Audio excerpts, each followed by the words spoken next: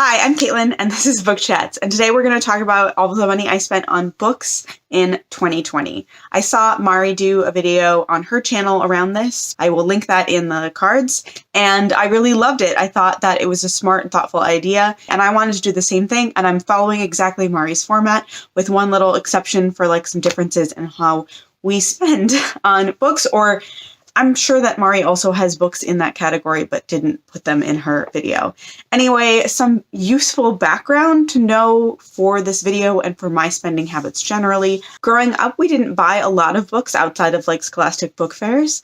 And so when I first started sort of earning my own money and being in this book community, I definitely bought more books than I had previously because you quickly are able to find good deals. I would go to my library's annual book sale and I would buy just bags of books for not very much. Or when I lived in San Antonio, actually the library had a regular kind of bookstore in the basement the library normally went to, and it had amazing deals, so I bought books all the time. So a lot of the wrapped books on my shelves are these ex-library books that I bought because they were inexpensive, they were on my TBR, and I just wanted to do that. But after having wrapped all these books that I hadn't read and staring at them for multiple years and only getting through maybe 12 to 15 in a year and knowing that there were hundreds more, I decided that I wanted to be a lot more thoughtful about my book purchases. I wanted to spend my money on fewer books, but at places that I wanted to support. And then, of course, the biggest influence on what I spend on books was the fact that in 2020, there was no library book sale. There were no book events that you go to that you buy the book to attend. I didn't go to Booknet Fest, where I usually buy a couple books from authors there. So none of that was happening. But the context, I want you to go into this with, I made a decision to try to spend less, but also buy fewer books. So maybe spend more per book and spend that money at places that I really want to be putting my money towards. So hopefully that will be evident when I go over what I did in 2020. My purchases in 2020 feel more thoughtful than many prior years. And probably also useful context. I read about 100 books in a year, usually a little more. And at the end, I'll talk about the resources I use that allow me to read about 100 books in a year when I definitely do not buy 100 books in a year. But without further ado, the first item on the list is memberships or kind of subscriptions. I put this under.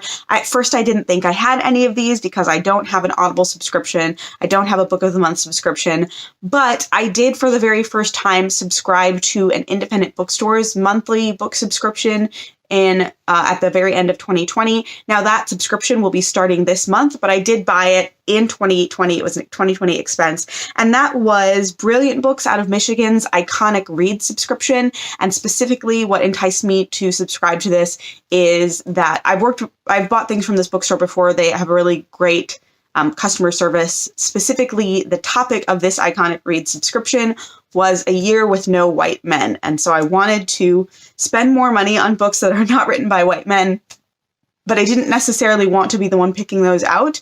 I wanted some assistance to kind of go beyond my normal areas of reading. And so I subscribed to that. And the first book should arrive in about 2 weeks.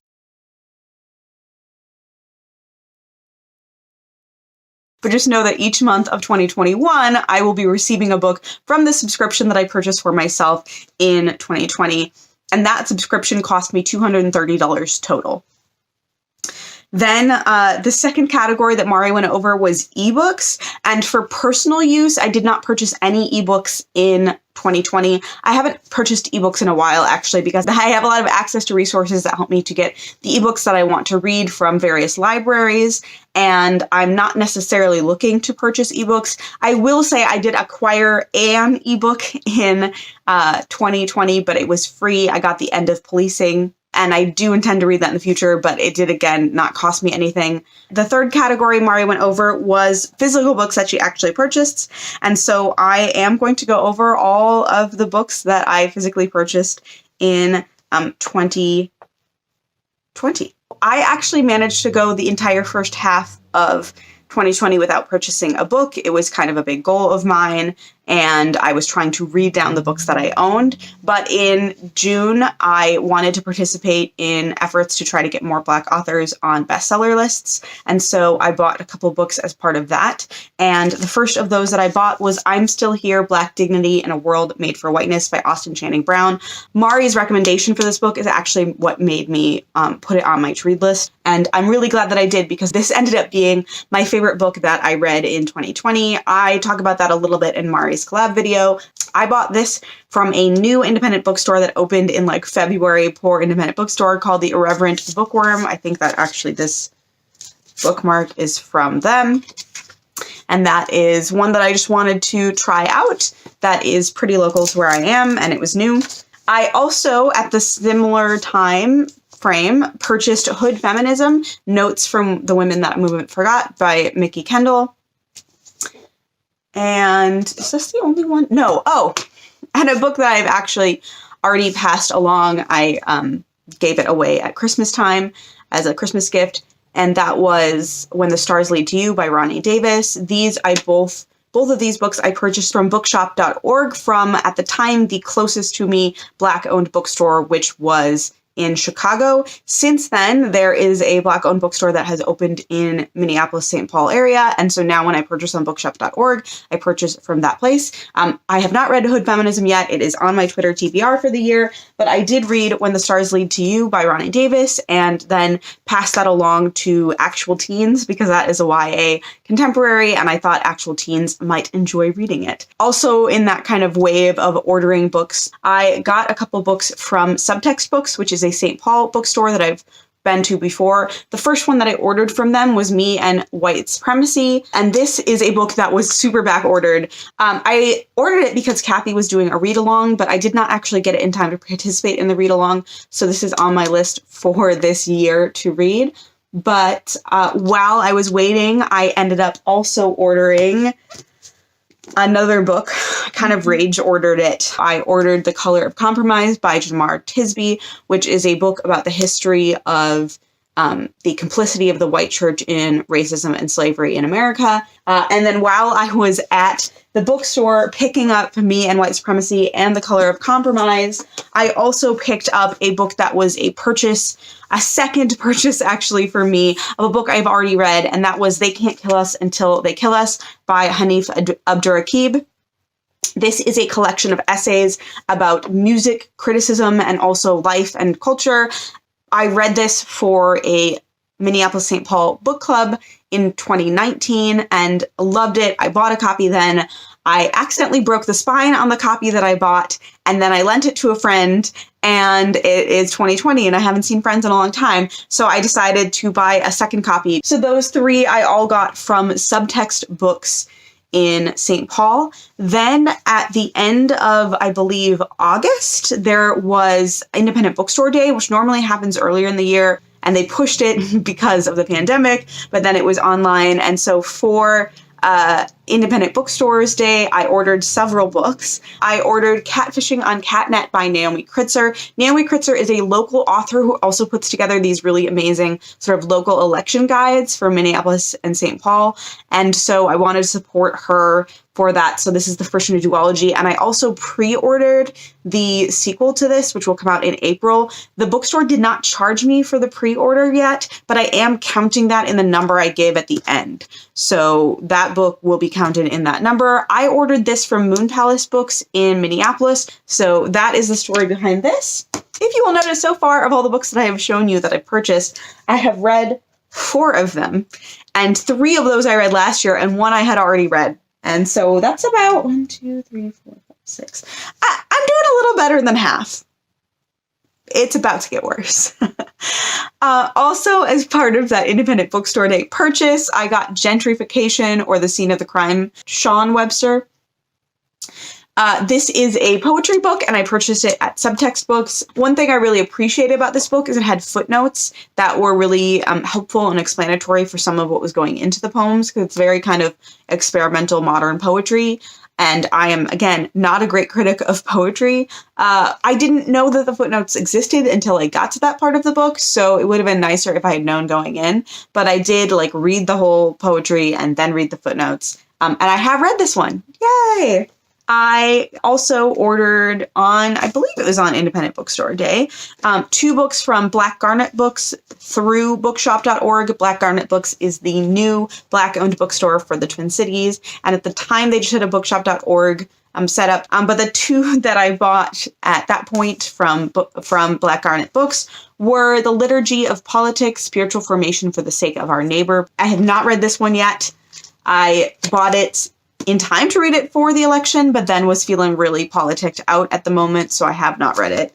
And I am currently reading the other book that I bought in that purchase, which is Stamped Racism, Anti-Racism, and You by Jason Reynolds, adapting Stamped from the Beginning by Ibram X. Kendi. I am about 3 chapters into this and really enjoying it so far. I also checked out the audiobook from my library because as I was reading it, was like, oh, feels like it's meant to be read aloud.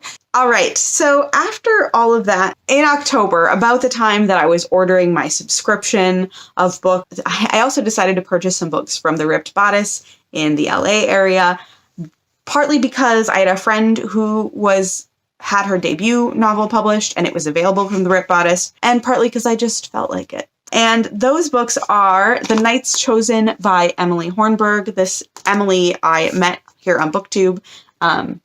E.E. Hornberg, but it's Emily's. Met Emily here on BookTube. I read an earlier draft of this and I wanted to support her. I have not read the final draft yet, but I have been meaning to.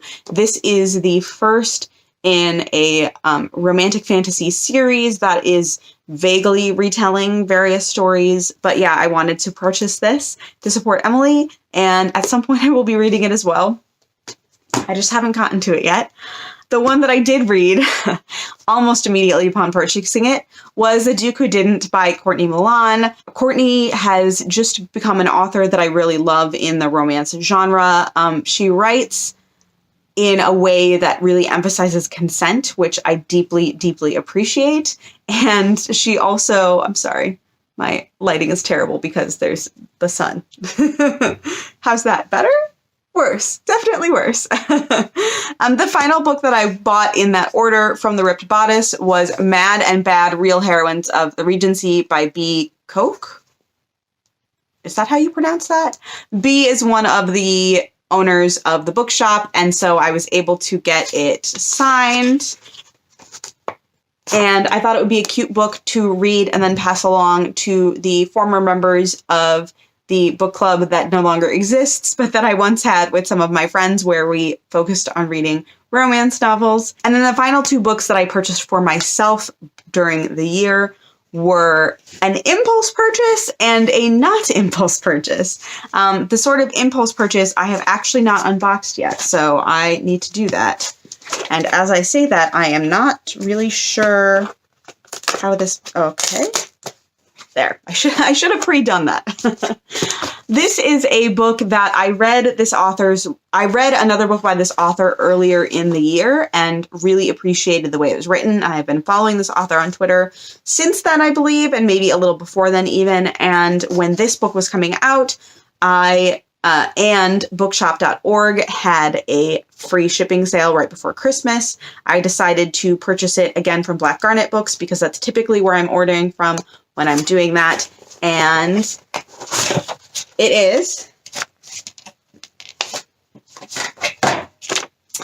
is Mediocre by Ijeoma Oluo. Mari has also beat me to reading this book and said it was very good and recommended it, so I am looking forward to it and hoping to read it in the near future. I also just realized that I forgot to mention when I was doing all of my orders for Independent Bookstore Day, I also purchased a gift card for myself to the Red Balloon Bookshop, which is a St. Paul children's bookstore that often does events for YA and middle grade authors that I will go to during a normal year, so I often will buy 3 or 4 books for them during the year based on events that they're having. So I just decided I didn't have a specific book in mind, and I was just like, I'm going to support them by getting a gift card. So after all that, I bought Mediocre. And then at the very end of the year, I bought a book that I had been meaning to buy all year and had just missed out on. And that was Solutions and Other Problems by Ali Brosh. This is an extremely heavy book, by the way. I love Ali's Hyperbole and a Half online comic. And this book, the publication date changed like 5 times and it sort of just disappeared. And I honestly was not even sure it was really going to happen until I literally saw someone else receive a review copy. I was like, is this book really coming out in 2020? But it is. And during the time between the first book and this book, Ali's gone through a lot of stuff. She had a divorce. One of her siblings passed. And so I'm really looking forward to just what is in it and what she's written. And there's an excerpt of one chapter that I will post down below to give you an idea of how just like Ali's brain works. But this was the last book that I purchased for myself in 2020, and I purchased it from Powell Books in Oregon, which is the place that had the last tour stop that I had intended to purchase it from in the first place. So altogether, all of these books that I purchased for myself during, should I hold these up? Is that a thing I'm supposed to do? Hold on, let me rearrange them. So during the year of 2020, all of these books that I purchased for myself, plus When the Stars Lead to You, cost me $372.88. That includes the $20 gift card to the Red Balloon and a pre-order, which make up $39.43 of the total, which on average is about $32 a month. You can see this, like, there's a very feast or famine kind of approach to my reading. I will go 6 months without buying a single book, and then I'll buy 5 books in a big flurry of activity, and then I'll go another 2 books, and I'll buy another 5 books. So I think a monthly amount maybe for budgeting works, but for how my actual book purchasing happens, it doesn't really matter. Even when we return to some semblance of normalcy and have book events in person again, it'll very much be like I will not buy any books, and then I'll go to a big book festival and I'll buy a whole bunch. And then here in between the 3rd and 4th category, I'm going to slip in sort of a little 3B category, which is the money I spent on books that were gifts in 2020. Mari didn't have this category in her wrap up, but I wanted to keep it into mine because gift books are a primo way for me to sort of game my book buying ban system and pretend that I am not on a book buying ban, even if I am, because it's a gift for someone else. I don't have a big tradition of formally gifting books within my family, but I do still love books and love giving books to people. So I'm not going to go over every book that I bought as a gift because that is boring to you. It doesn't inform you as to what's on my shelves. I will say that total what I spent on books that were gifts, which is inclusive of gift cards, ebooks, and physical books, I spent $121.86, which is about $10 a month on books that were gifted. So at the top of this, I said that I read about 100 books a year, a little more than that usually. Where do the other 80 books come from? The library. The answer is the library. I do also have books that I've acquired from, even though my family doesn't give books as gifts, I did require 2 or 3 books as gifts during the year. But just thinking about where I get most of the books that I read in a year, I have access to 3 library systems. So I have the library system for the county that I live in. That's Hennepin County. That's the county that Minneapolis is in. And in a typical year, I will get books that I want from that library. And I also get older books that are not, they have to be older than 1 year, that are not in my library's collection and that my library is not going to purchase through interlibrary loan through that library system. I visit the library once a week to get holds that I picked up. I get almost everything from the library after having placed a hold on it and waiting for it to appear on the little shelf. I go to like my little number, I get it off the shelf, I use the self-checkout. I barely have to talk to any librarians at all. It's just the ideal library way for me to work. I also get probably 1/3 of the books I read from the library through their digital services. Even outside of that Hennepin County library system, I also have a library card to the area that I grew up in. It's a neighboring county, and I lived there for a year after I got back to Minnesota. And I have kept that card because there's an agreement between the two library systems that you can have a card to both libraries. And so I can reserve books and go get books there if I need to. Of course, not during COVID times. I've not gotten any physical books from them within the COVID times, but I did get physical books from them back in February and the beginning of March. And it was actually extremely helpful for me to have those two separate physical library memberships when I was getting books for the first round of judging that I did for the BookTube nonfiction prize, because there were books that had an extremely long waiting list in Hennepin County that had almost no waiting list in it, and vice versa. So it was really useful. I was able to get every book that I had to read as a judge for that from my library system, partly because I have access to two separate libraries and I have access to the physical books of those two separate libraries.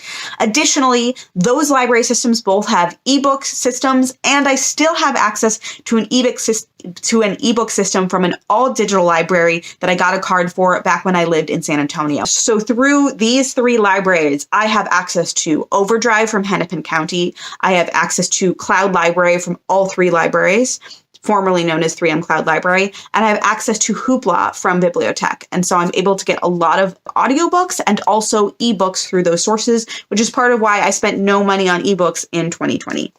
So that's basically a summary of all the ways that I accessed books in 2020, all of the money I spent on books in 2020. Definitely a huge thing missing from 2020 book spending was bookish events. And in fact, in future years, if I do this list, I'm probably also going to do a section on travel to bookish events, because I think that it is an unspoken privilege here on BookTube when you are able to go to bookish events. I used to live in places that had big bookish events within driving distance of where I lived. That were hugely beneficial to me. I met Sam from Thoughts on Tomes at a book festival. I have met so many other creators at book events. I have met so many authors that are like dream authors to meet at bookish events. And so that is like a huge privilege. And I have been able to go to a lot of events that are just close to me because I've lived in areas that have been close enough to drive and I am old enough to just drive to them. But I also have benefited from having the disposable income to be able to pay my way to some large events. And it's an unspoken privilege in how people have been able to build community on BookTube. I think it's entirely possible to build community on BookTube without having that travel, but I can't speak to it because a lot of the community I have built on BookTube is through travel or has been strengthened by travel. So that is a category that is noticeably absent from 2020 that I will be including going forward on these, and I hope to do one of these every year, kind of a survey of money I have spent on sort of BookTube and books in my life. You will probably never see equipment costs on there because I don't spend money on equipment, and you can all tell. And I don't really know the best way to, I should wrap this up by adding these together. Hi, this is Caitlin from the next day. I've washed my terrible stay-at-home hair, but it is not dry yet. Anyway, I realized several hours after filming yesterday that when I added everything up to the end, kind of, and estimated the total, I completely forgot to include the subscription. I'm gonna leave that original clip in because I have a really, big reaction to it. But the actual total is even higher, so I wanted to put this in front to say the actual total in what I spent, including subscriptions, books for myself, and books that I gifted to other people in 2020 was $724.74.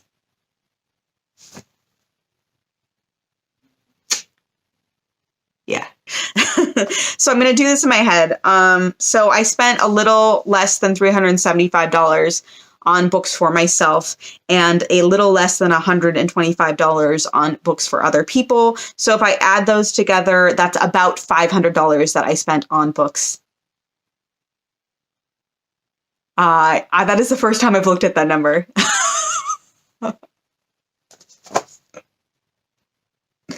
I remember when Mari gave her total number, I felt like it was high. I think she had about $1,000 for the full year. But I only bought books in 6 months. I did not buy a single book before June. And I still spent, that's not totally true. I think some of the gifted books I bought in April. But more or less, I did not buy books before June. And I still spent $500 in 6 months.